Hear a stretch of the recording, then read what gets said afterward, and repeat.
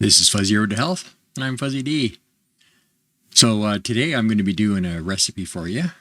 We're going to be doing some roast beef. We're sous videing it because it's a pretty tough cut. And then when we go to serve it, we're going to be serving it with some great carnivore gravy. Stay tuned. It's going to be great. Let's get started.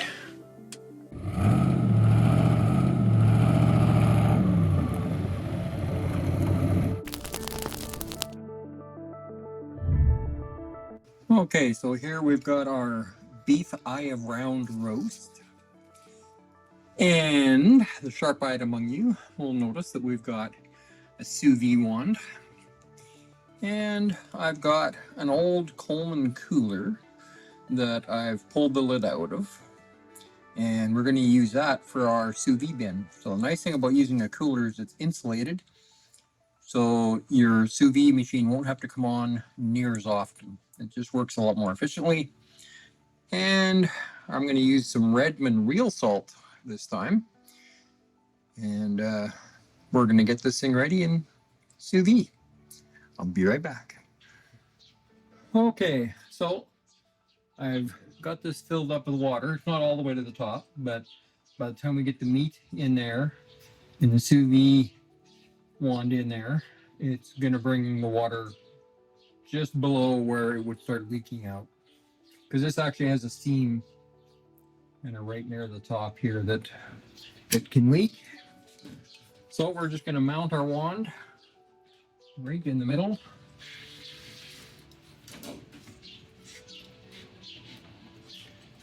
So we'll get even circulation of the water.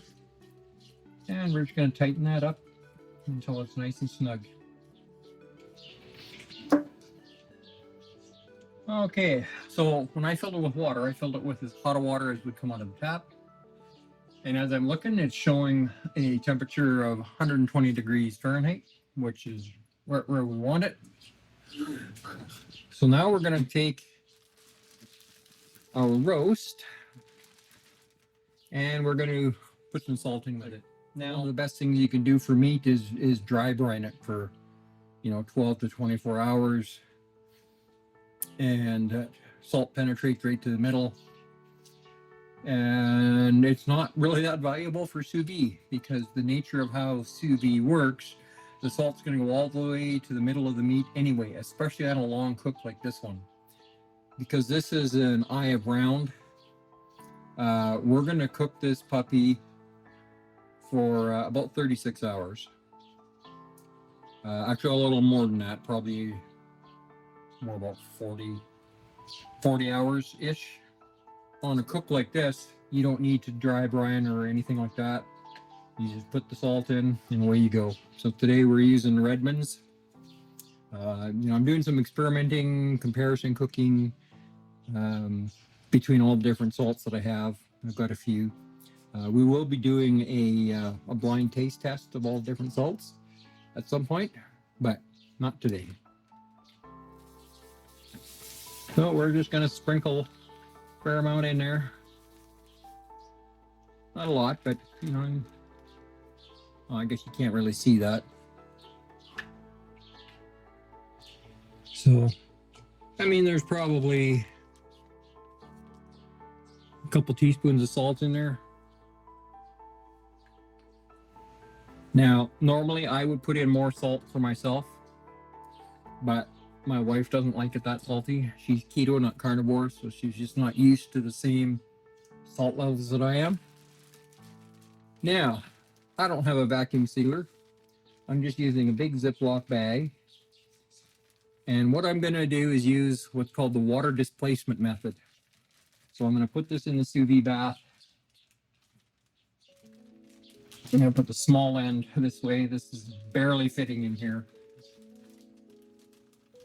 As a matter of fact, I'm going to move that sous vide machine to one side. You don't normally do this, but for this to fit comfortably, I need to move this because I don't want the bag actually touching the sous vide wand. That's not a good thing. So we'll just stick it in the corner. Yeah. Okay, now what we're going to do is we're going to push this down into the water. And as it gets pushed down into the water will displace all the air in the bag. So I just keep pushing it down until we're almost at the top. And then I'll go ahead and seal. So now, as you can see, it's almost as good as vacuum sealing.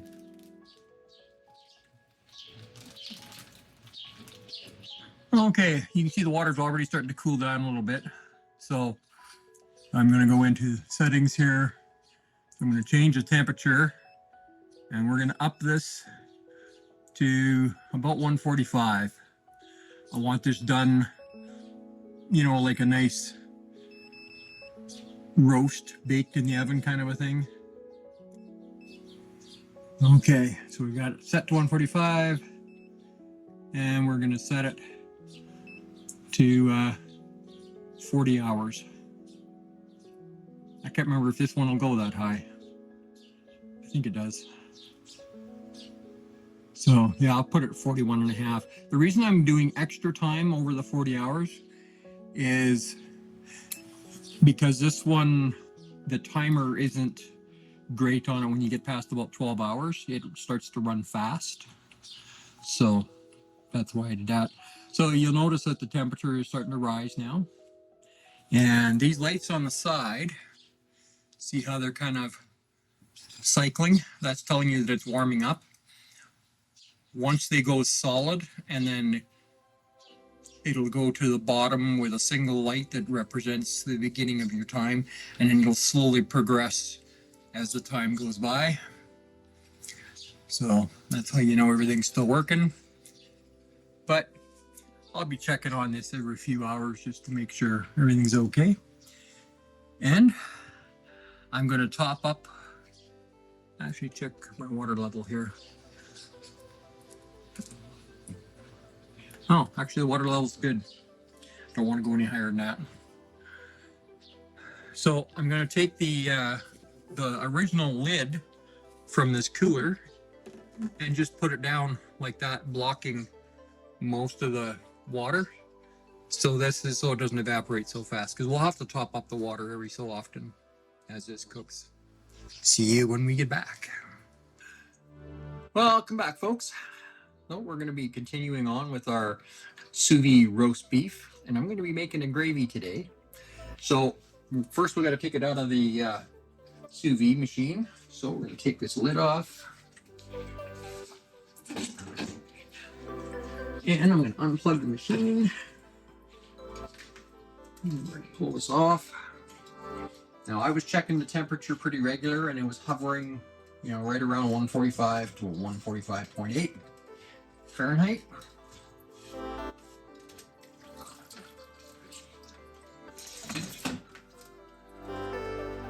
Didn't mean to do that.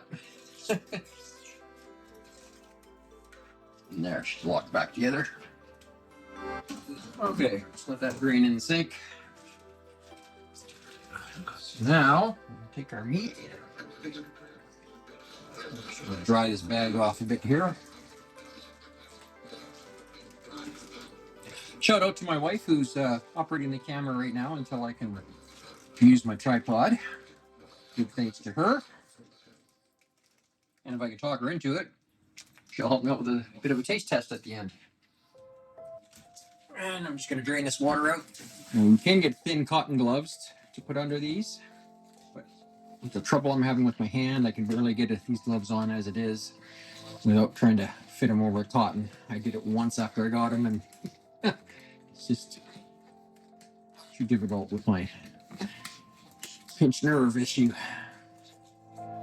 Okay, so I'm just going to open this up.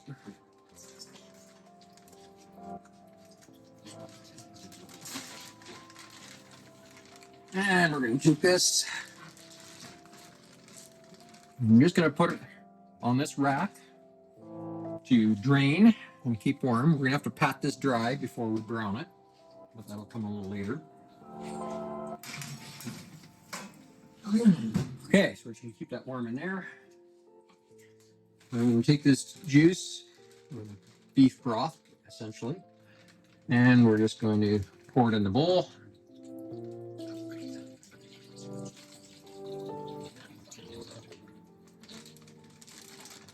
Now I'm going to be using a little bit of this to make the gravy. That's why we're saving it.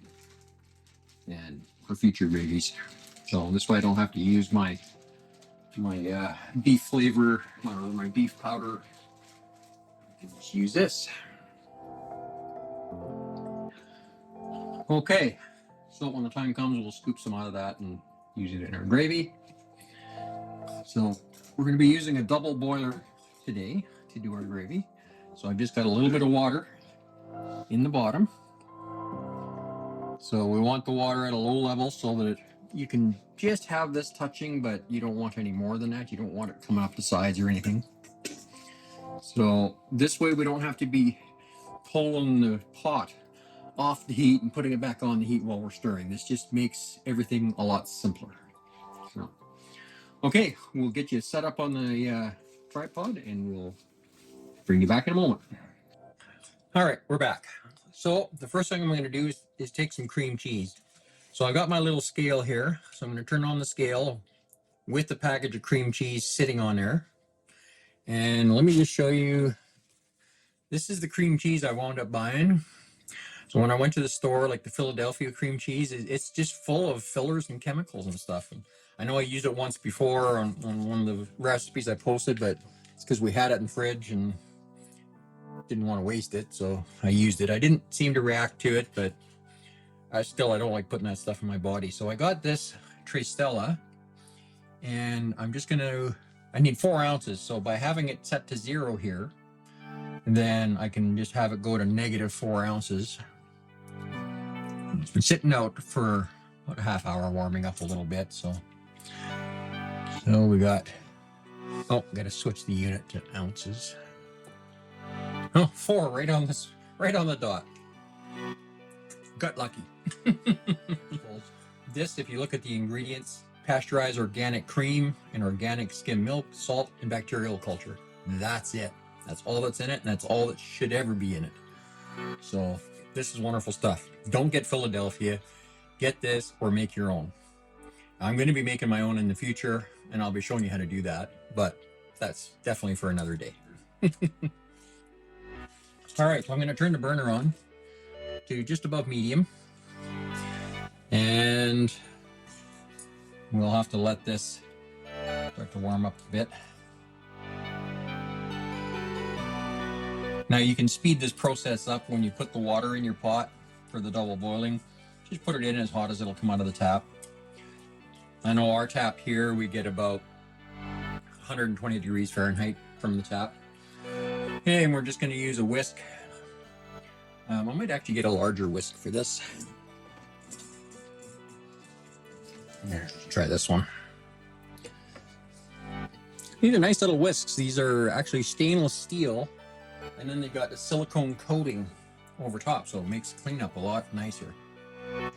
And they got a fairly thick handle, not quite as thick as the real fancy ones, but much better than the cheap junk. So I like these. I just got them off Amazon. Nothing particularly special. So we're just gonna start working it a little bit. It's gonna take a bit to warm up, and it's gonna get stuck in the whisk.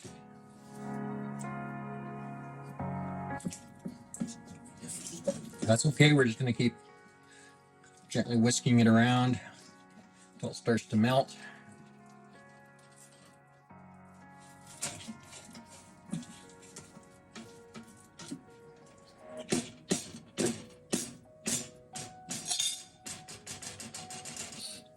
Okay, while that's warming up, we're going to separate some eggs. So we need 3 egg yolks for this gravy.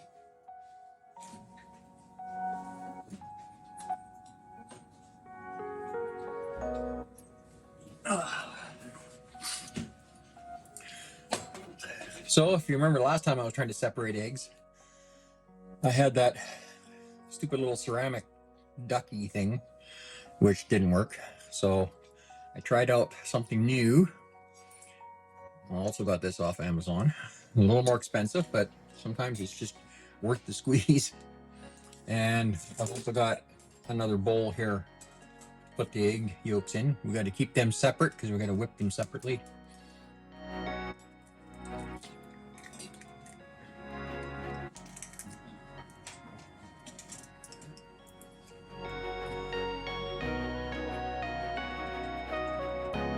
Oh yeah, this egg separator works like a treat. That's much better. So we'll just put that in the bowl. And I like the size of it here because I can just sit it on top of my mixing cup.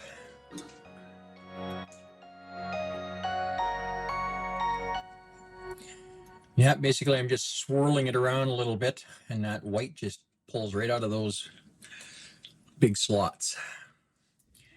I definitely recommend that one. Okay, we'll just see how we're doing.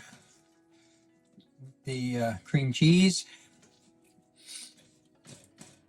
Now, incidentally, this gravy that I'm making here today, depending on how it tastes, it's probably going to be the gravy that I use for my carnivore poutine that I'm developing. I'm going to be making my own Quebec-style squeaky curd cheese. And thanks to Chris Cooking Nashville, I'm going to be using his method to create some fries that will look and taste like actual French fries. And this will be probably the gravy. I might have to do some tweaks, but this is basically the basis. So this is the first time I've been making this. So I'm trying out this new stuff. I learned this technique as well from Chris Cooking Nashville, just doing my own little tweak to it. So he doesn't normally use beef broth with the cream cheese. Now he may have, but the videos that I've seen of his, he doesn't. So, well, we're starting to get a nice, not melted, but a nice softened consistency here. So that's basically what we've got. See how nice and smooth that is, and it's not sticking inside the wires. So now we're going to take and add a tablespoon of butter.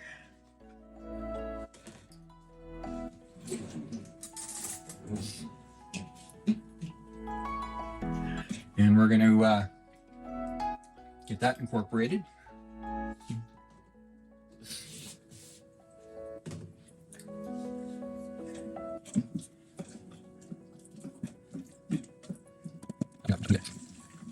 Now I'm going to have to consult with my book. I wrote this recipe down. I don't have it all memorized yet. So lately I've been spending my days watching YouTube channels, writing down and altering recipes.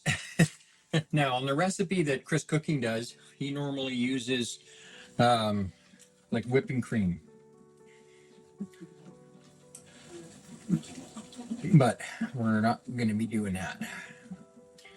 That's where we're going to be adding the broth from the meat. So we're almost incorporated with the butter. Just whisking it around a little more just to make sure it's all good. Now, the reason I did 3 yolks on this, it's important. I just saw it in the notes. If you're using the beef broth instead of cream, then you want to use that extra yolk to give you 3 yolks. If you're using the actual cream, then you can get away with only 2 yolks. Okay, so while that's heating a little more, we're going to beat these eggs up a bit. Getting whipped up. Or egg yolks, I guess, to be more precise. So we're going to sprinkle in just a very small pinch of the Baja Gold Fine.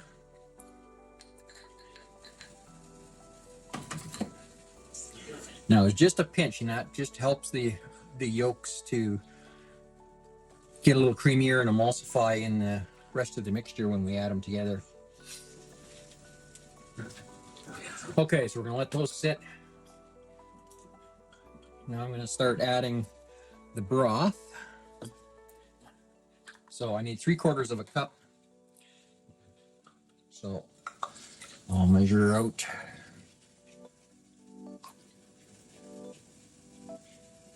Now I'm just kind of pressing this down on the edge so I don't get too much of the kind of stuff that came out with the liquid. So now this is a 1/2 cup size, but it's not. It's only a little over half full. So we're just gonna have to figure the measurement out this way.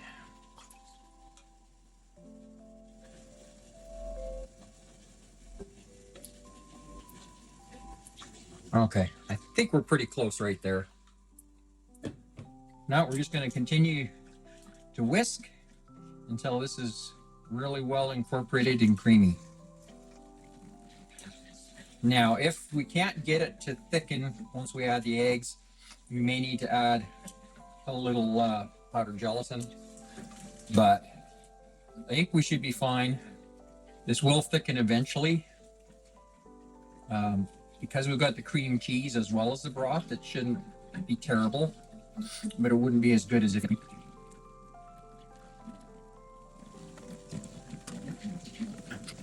So I just want to show you what we're looking like here. So you can see it's definitely thin liquid, but we're getting a little bit of the foam on top. And we're just going to continue to keep whisking.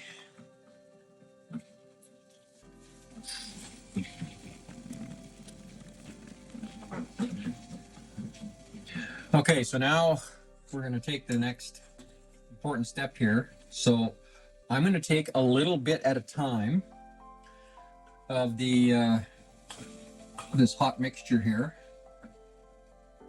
and I'm just going to drizzle a little bit into the bowl while I whisk the eggs. So this is called tempering. So we don't want these to cook into scrambled eggs. So we're just going to slowly drip this in. We're going to keep tempering. We're going to do this a few times, and then we can, once it's fully tempered, then we can drizzle this mixture into the main bowl.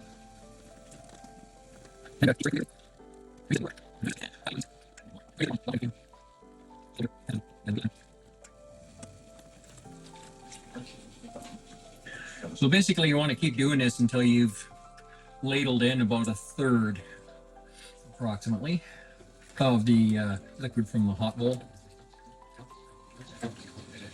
And I think we're just about there. I'm going to do one more little scoop here, just a little bit. Okay.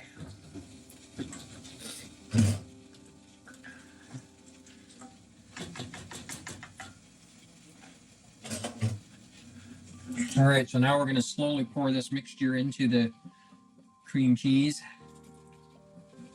And you got to keep stirring it quickly. You don't want any scrambling. I'm just doing a little drizzle at a time, letting it incorporate, and add a little more. Now I know this is a lot of steps and a lot of work, but for carnivore gravy that has no flour, gluten, oxalates, any of that kind of nonsense, to me it's worth it.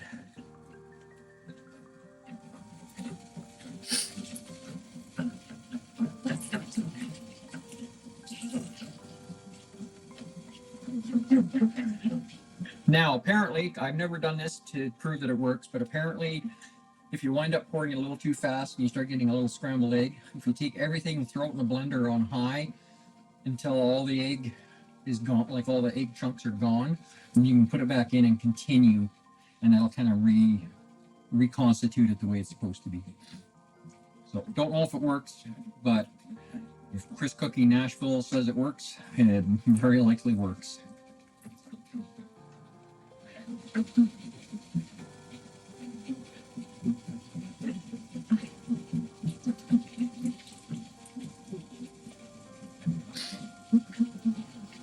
Okay, we can dump the rest in now.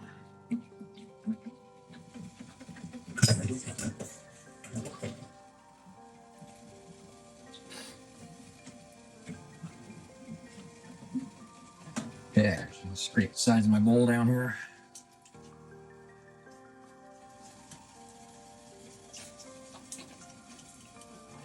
Now you gotta make sure you keep stirring this. You don't want it turning brown or cooking those eggs.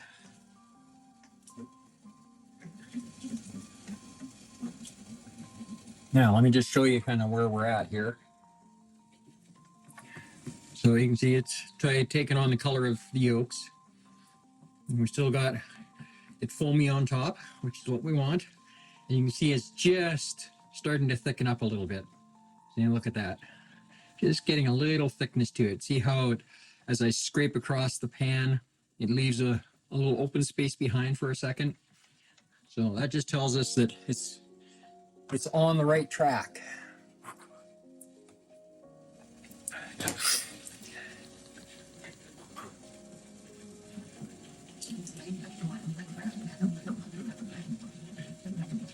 Now I'm just going to give it a little taste, see if I need to add any salt. I'm probably going to add a tiny bit of black pepper. Now that's completely optional if you're carnivore. I'm going to be trying white pepper soon. I do react to black pepper if I have it more than a couple of times in a week. So I'm going to try the white pepper and see if I still react to that one. But today we'll just use a little black pepper.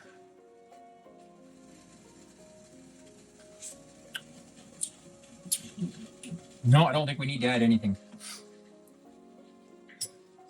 except the pepper. Nope, just gonna grind some fresh pepper into this. Now, you could put garlic in here if you want, but I've had all too much garlic in the last week, so it's already making my face break out. So I won't be adding any garlic to this. All right. Now it's starting to thicken up nice now.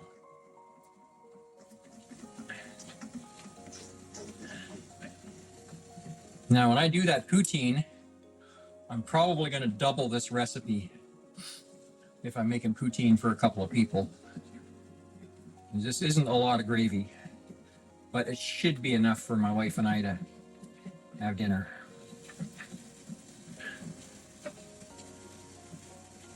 Okay, let's take a look at this again. So see how nice and thick this is? Look at that, eh? So we got no gelatin, no egg white powder, none of that. It's thickened just with fat content in the eggs. So we're going to turn this off.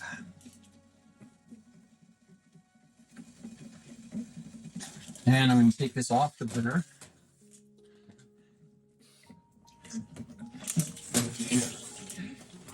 Now I'm going to continue to stir this for a minute. Doesn't need to be vigorously. I'm just going to stir it gently until the pot cools down a little bit. Actually, I'm going to pull that inner pan out of the pot so it cools down faster. And maybe I shouldn't try and do that with my bare hands. Well, get the old silicone mitt. Okay.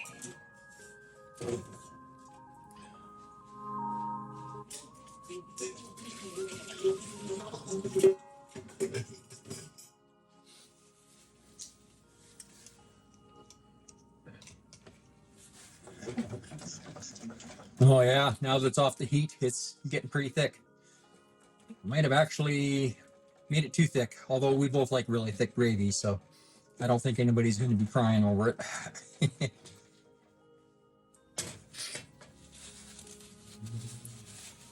Okay.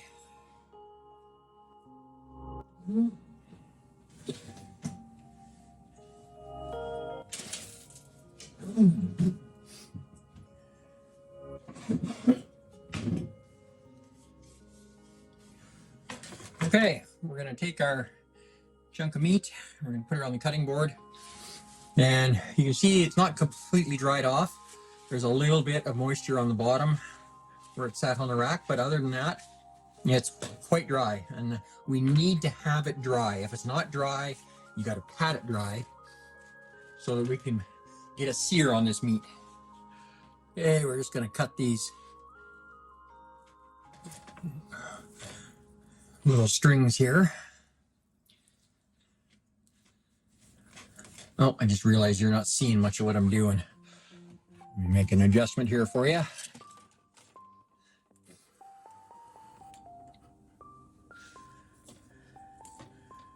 Okay, I'll just continue to cut these strings.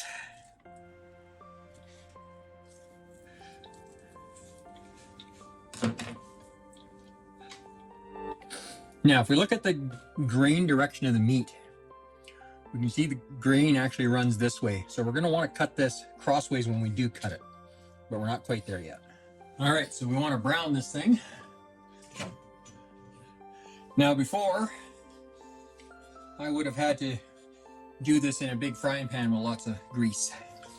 But now, I can do it like this.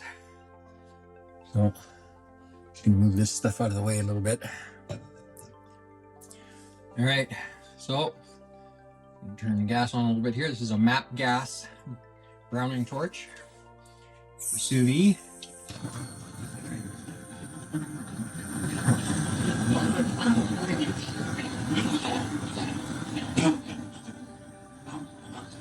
And we're just going to work this back and forth, browning the meat.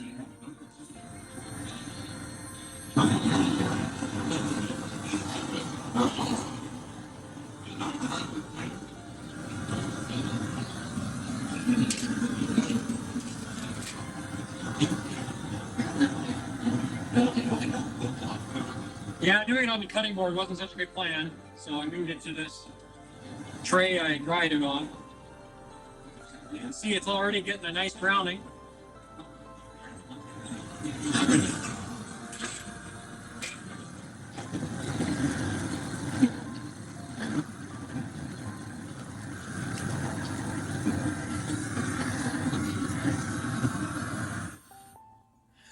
All right.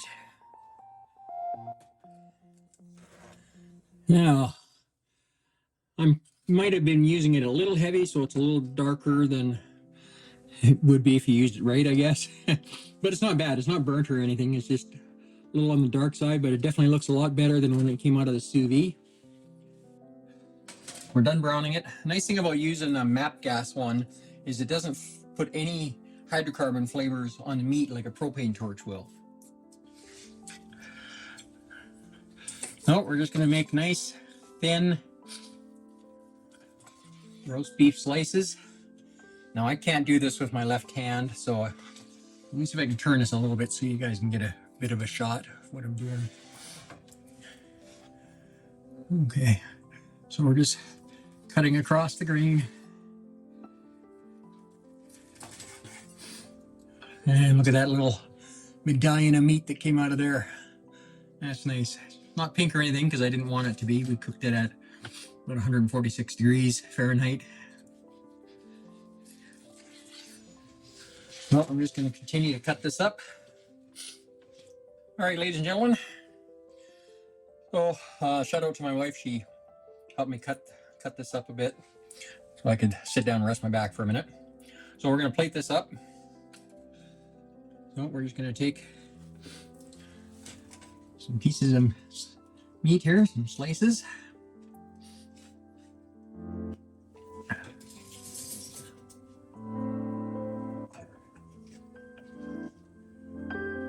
Now, you can do this one of two ways, I guess.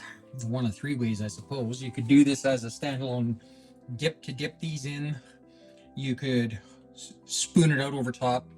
Problem is I made this really thick. So my first time making it, it's like really super thick. So we're gonna try spreading it on the meat.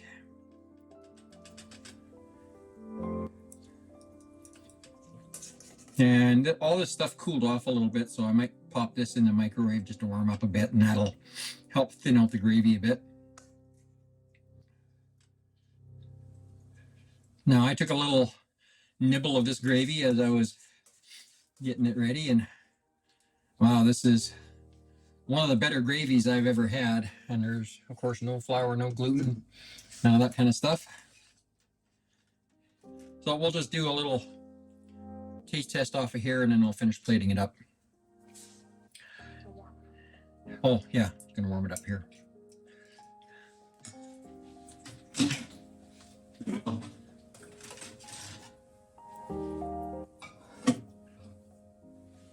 Oh, she's steaming now.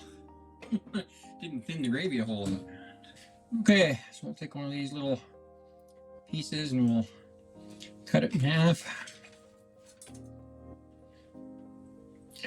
All right. Give me just a second. I'm going to readjust the camera. Definitely thick gravy, thicker than mine.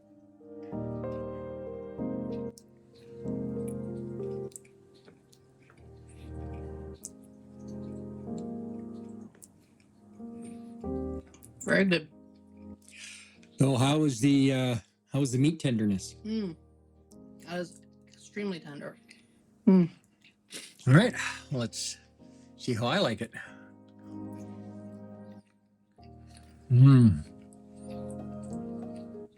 Hey, Future Fuzzy D here. So I just wanted to mention real quick that when I actually sat down and finished eating our meal yesterday, both me and my wife found that it was extremely filling. We got filled up like on half of what we were expecting. So I suspect it's probably the fat content. Normally roast beef is very lean, so you don't get a lot of fat with it. That's probably why I was able to eat much more in the past. But with the fat content in the gravy, that really seemed to balance that out, and very, very filling. It's so good. I really look forward to leftovers today for lunch. All right, I'll hand you off back to Present Fuzzy. That is an incredible bite. I haven't had anything that tasted like this since going carnivore. That is absolutely amazing. Flavor of that gravy is incredible. I made it a little thick, so next time I won't cook it quite as long. Leave it a little thinner. But this is absolutely excellent. Came out incredibly tender. Some of the best roast beef I had in a long time. So if you feel we've earned it, please take a moment and like and subscribe and hit that notification bell. That way you won't miss the future videos coming out. And my darling wife is continuing to eat while I'm filming, so I'm going to wrap this up. See you on the next one.